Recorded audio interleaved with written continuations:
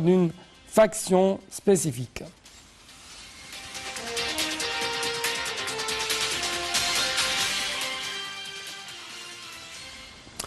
Le 30 juin a sauvé l'Égypte du radicalisme et du terrorisme. Avec plus de précision, l'administration du dialogue national a félicité le peuple égyptien à l'occasion du 10e anniversaire de la révolution du 30 juin, sinon que dans un communiqué, je cite, « La révolution du 30 juin a révélé l'authenticité et la noblesse de tous ceux qui se sont sacrifiés pour défendre la patrie. Cette révolution a été le début d'une nouvelle ère de stabilité et de développement pour bâtir le présent et l'avenir. » L'administration du dialogue national a affirmé que la révolution du 30 juin avait sauvé le pays du radicalisme, du terrorisme, du changement de l'identité.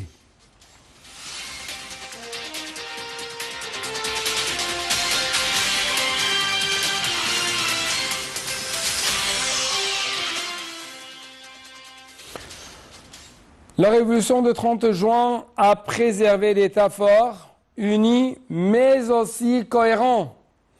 Cette révolution a prévenu qu'il tombe entre les mains des groupuscules terroristes qui ne croient pas en la patrie.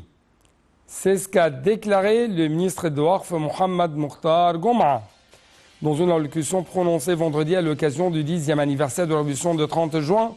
Monsieur le ministre a indiqué que la sauvegarde de la patrie était notre conviction et que les intérêts des pays étaient au cœur des objectifs des religions. Donc ainsi, chers téléspectateurs, nous avons actuellement un reportage concernant la révolution du 30 juin 2013. Comment elle a donné un coup d'envoi à une énorme carte de développement. Donc c'est ce qu'on va savoir dans ce reportage de Dalia Karam.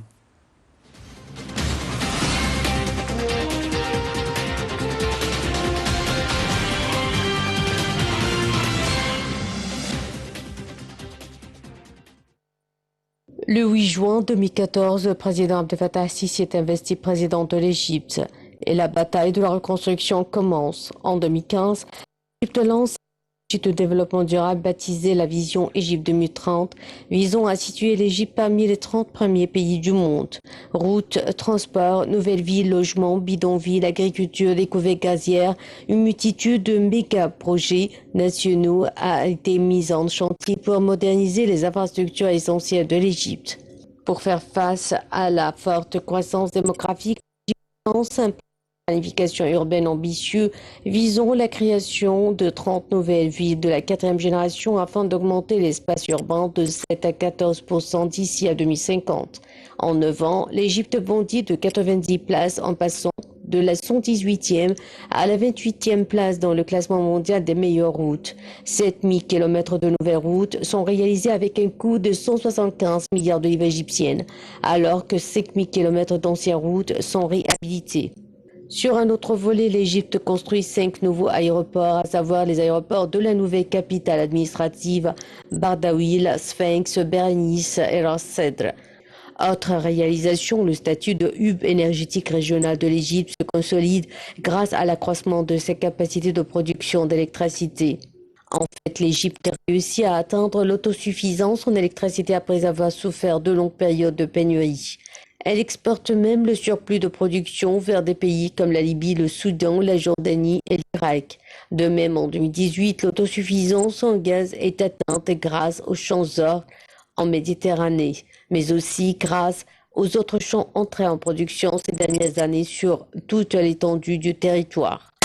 D'autres projets ont été réalisés comme le développement du canal de Suez, le projet national pour le développement du Sinaï, le projet agricole du Nouveau Delta, le projet du Triangle d'Or pour faire de cette région une nouvelle capitale industrielle, le projet du plateau Al-Galala avec la construction d'une route principale, d'un complexe touristique et d'une ville nouvelle, construction d'une eau centrale nucléaire à Al-Daba, et le projet pharaonique de la nouvelle capitale administrative.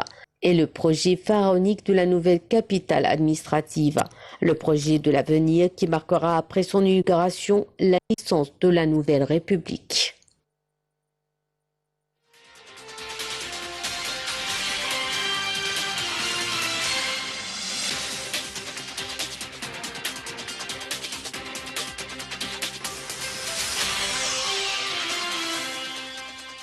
Donc, actuellement, j'ai en ligne de l'ANTV International, docteur, ou plutôt Monsieur Raouf Ghafar, notre expert politique. Monsieur Raouf Ghafar, vous êtes toujours le bienvenu sur l'ANTV International.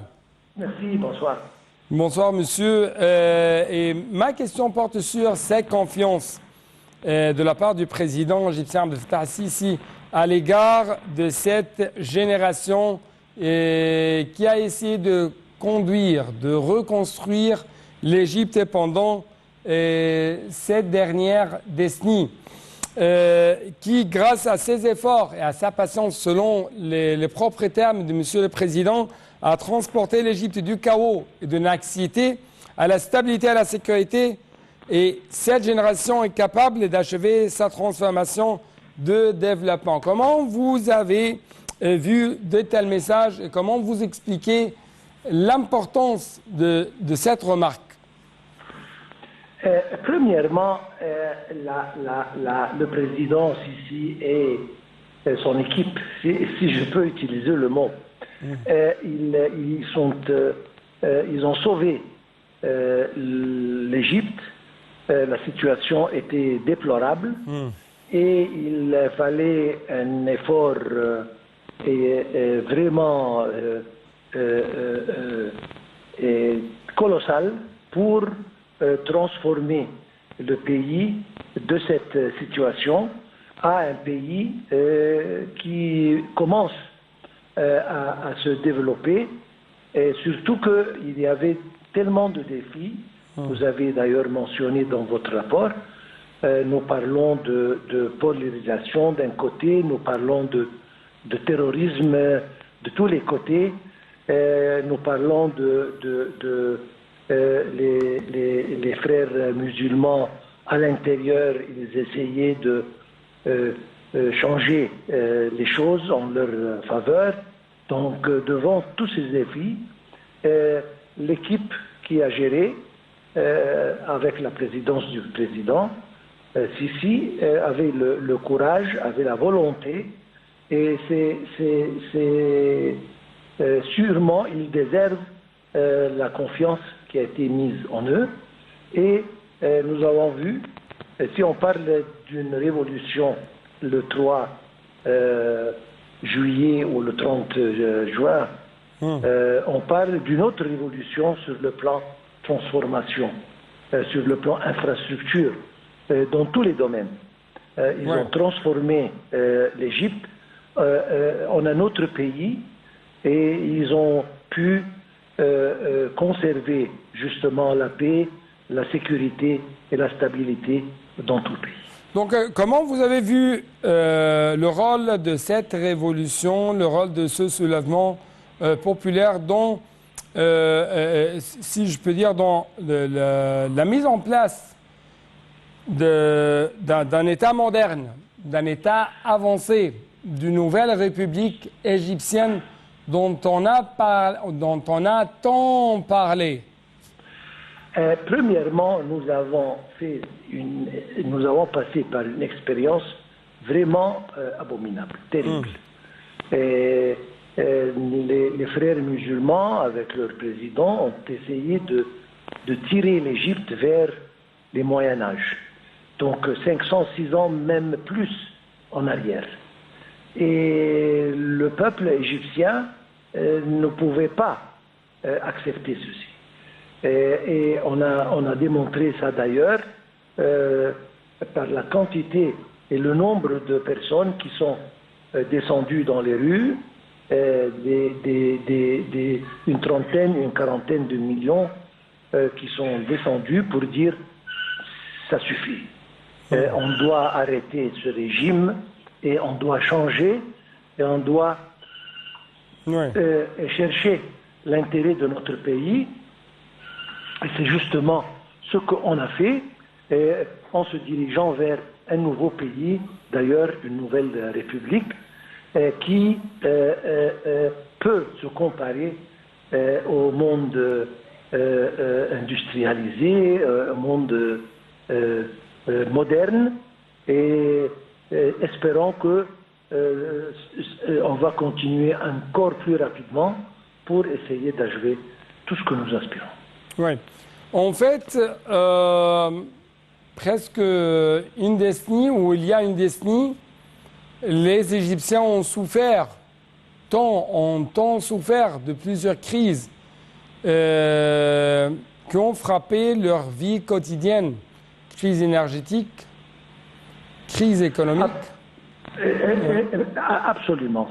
C'est-à-dire, bien qu'on a surmonté les défis, disons, internes et même régionaux, sur le plan fanatisme, terrorisme, etc., et on a construit notre pays, mais encore, malheureusement, on a confronté des autres crises et des autres défis dont on n'avait rien à faire. Mais comment vous avez vu que c'est génial aujourd'hui de trouver que nous avons un excédent dans les énergies, que ce soit nouvelles, renouvelables, propres, conventionnelles, d'importantes découvertes de gaz, une électricité en excédent, ainsi de suite. C'est génial, c'est génial, alors que le monde entier souffre de cette crise, de ce manque d'énergie. On avait la chance de découvrir la nappe de gaz qui existe dans la région, et certainement ça nous a aidés et ça nous aide toujours, maintenant et dans le futur.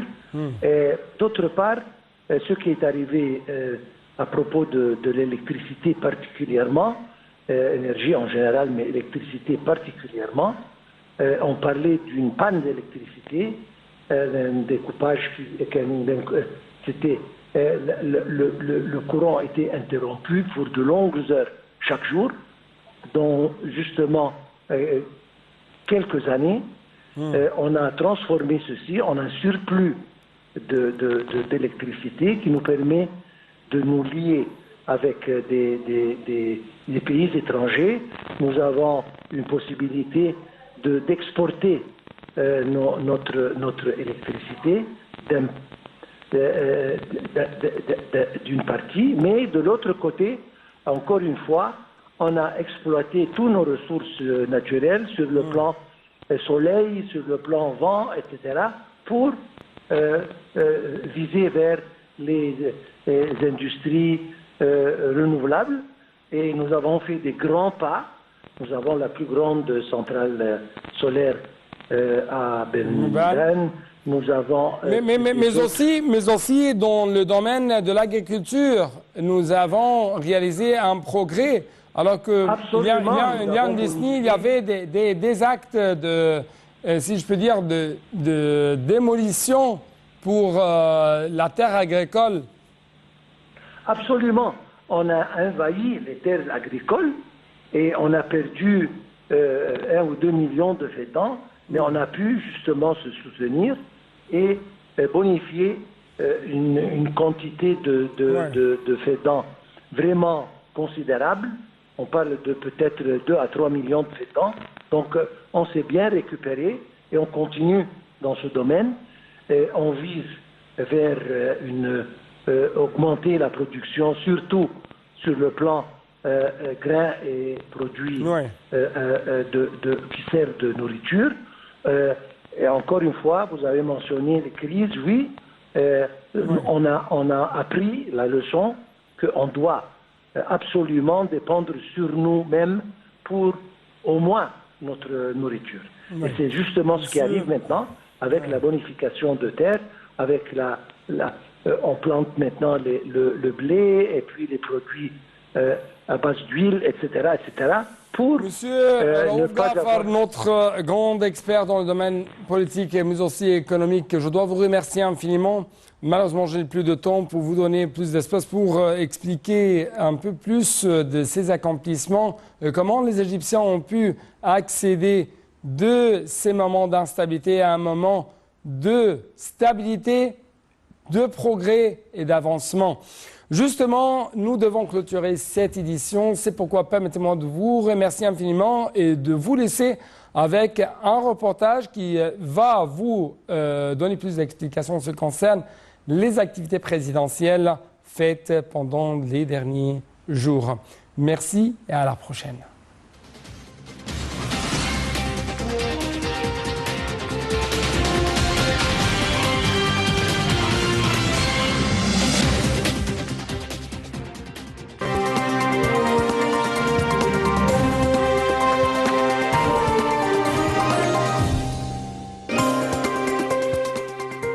Le président Abdel Fattah el-Sisi regagne la patrie après avoir participé au sommet du nouveau pacte financier mondial tenu à Paris. Le président el-Sisi accueille au palais de l'Ittihadiyya le premier ministre indien Narendra Modi qui visite l'Égypte pour la première fois. Le président Abdel Fattah el-Sisi reçoit un nombre d'appels téléphoniques et effectue d'autres appels avec les dirigeants et leaders du monde islamique.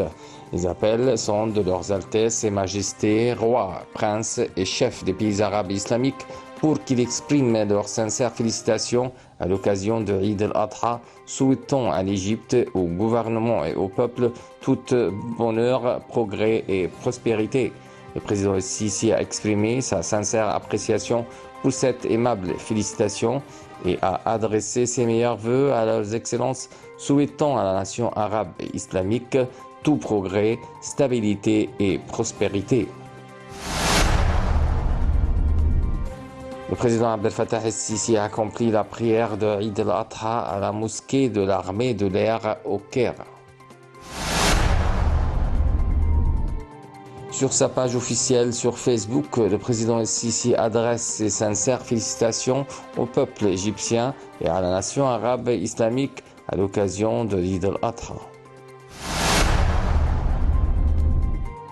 Le président Abdel Fattah el-Sisi prononce un discours à l'occasion de l'anniversaire de la révolution du 30 juin.